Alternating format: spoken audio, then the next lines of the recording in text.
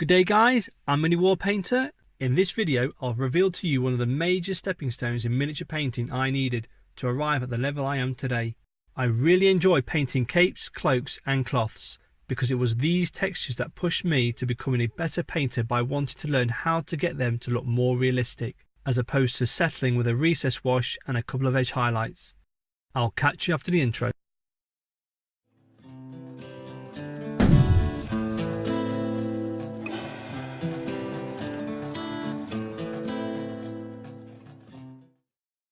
Before we begin, I really advise you to look into obtaining a wet palette for the ease in reenacting the blending techniques I'm soon to carry out. A wet palette simply is a small sandwich box sized container with a typical household surface sponge and the continuous replenishment of baking paper. Cheap and simple. There are loads of videos on YouTube that will instruct you on how to buy or make your own, or alternatively, drop me a message below if you'd rather I explain it to you. A wet palette is designed to keep your paints moist for a far longer period of time than a regular palette, allowing you much more flexibility to go about from one tone of colour to the other in order to tidy up, wet blend, and also in the long run get more out of your money with the reduced amount of paint that's wasted from drying up. Now let's get on with some painting. Part 2. The cape. As a reminder, the backpack now is complete and I've already based the cape with Screamer Pink and Ushanti Bone. Here is a fine example of the wet palette. That fresh paint will last on here on an average of about 10 minutes.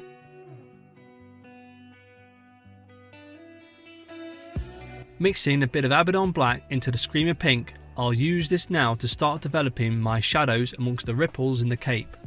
It's okay to be a little messy at this stage, as we will inevitably tidy it up later. Be sure to get a good cover of paint by applying enough layers.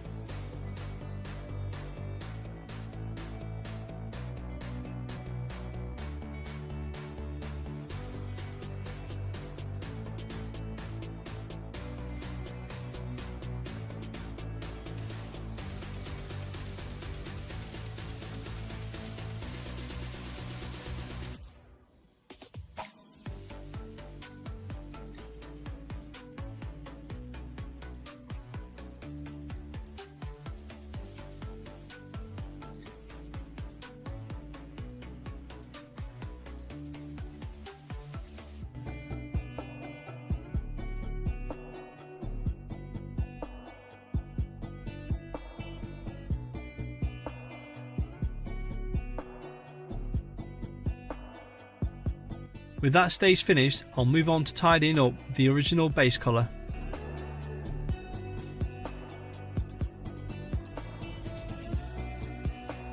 This gives you the opportunity to kind of sculpt your shadows by creeping them back a bit to where you believe shadows will fall darkest. With capes, you're looking at the deepest sections of a ripple, or possibly on the lowest angle of a ripple facing away from the sun.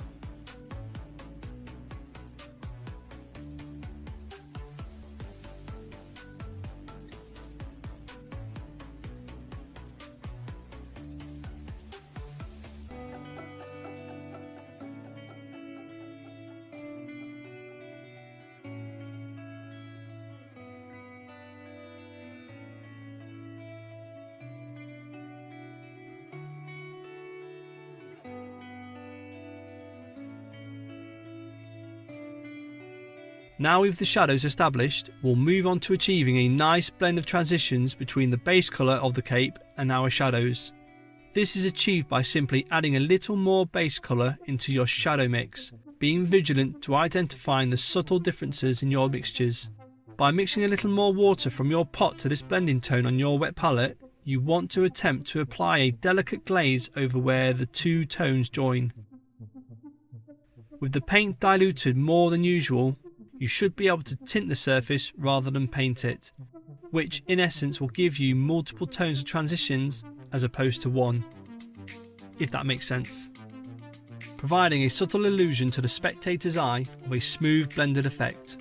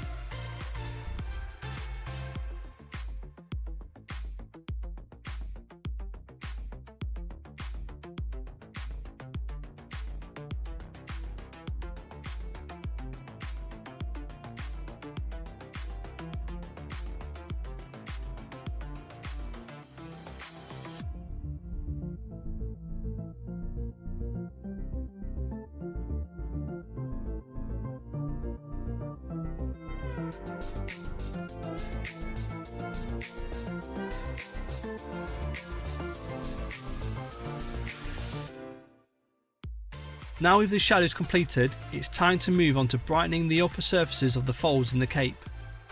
Although for the shadows I started off with my darkest tone first, for the highlighting I like to gradually build these up from the base colour. This is a personal preference. You can evidently blend in any direction you wish, including a base coat of your shadow and work up to your highlights as opposed to starting with a base of your mid-tone and transitioning outwards like I've done.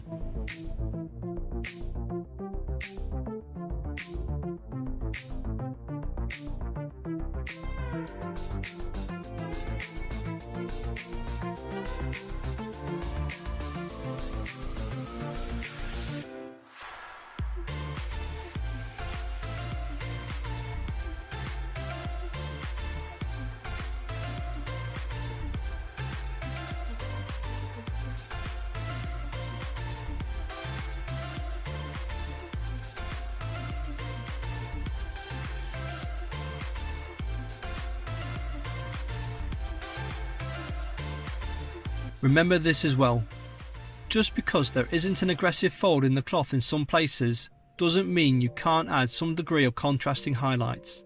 Here at the bottom of his cape, a curve slightly develops outwards, so this naturally deserves a more lighter tone to it. The same here as well.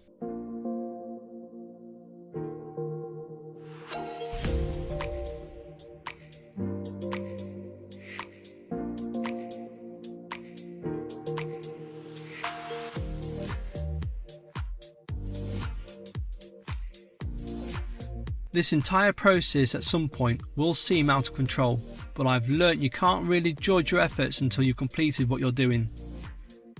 Give your ideas chance to unfold. Worst case scenario, you've got your wet palette on the go. Hopefully, you can easily enough just go back over any errors with the previous colour you were just working with once you come to the end and it's not quite what you pictured. What's the rush? There's always another model that needs painting.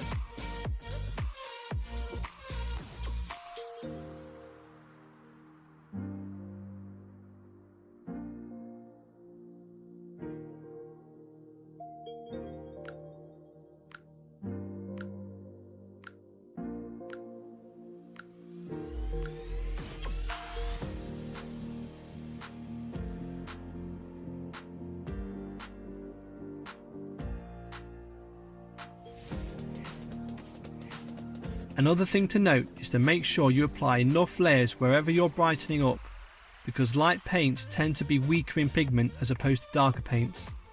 If you can still make out a brushy effect of where you've painted with a patchy appearance of the base colour underneath, wait for it to dry and apply another layer.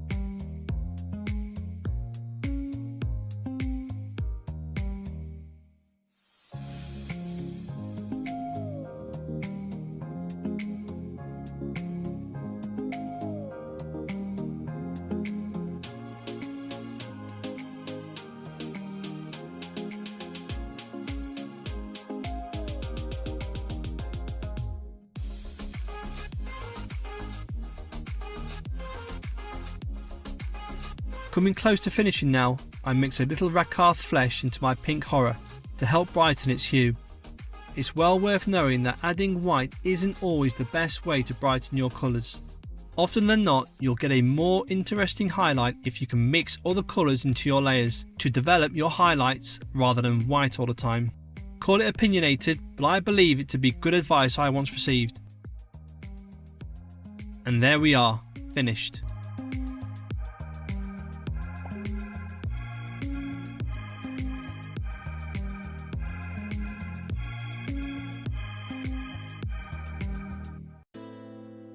I hope you found this video helpful. If you did, please give it a thumbs up. As I look forward, next week's video will be on painting the model's power armour and yellow decorations, which will involve an annoying amount of edge highlighting and a little bit more blending. So if you don't want to miss my tips on achieving those crisp edge highlights, make sure you subscribe to my channel. Also, if you're on Instagram, you can search for me at miniwar_painter. Here you can follow me and keep up to date on all my current work. If there's anything you need explaining further, please comment me below, and don't be shy to mix those paints. Ta-ra!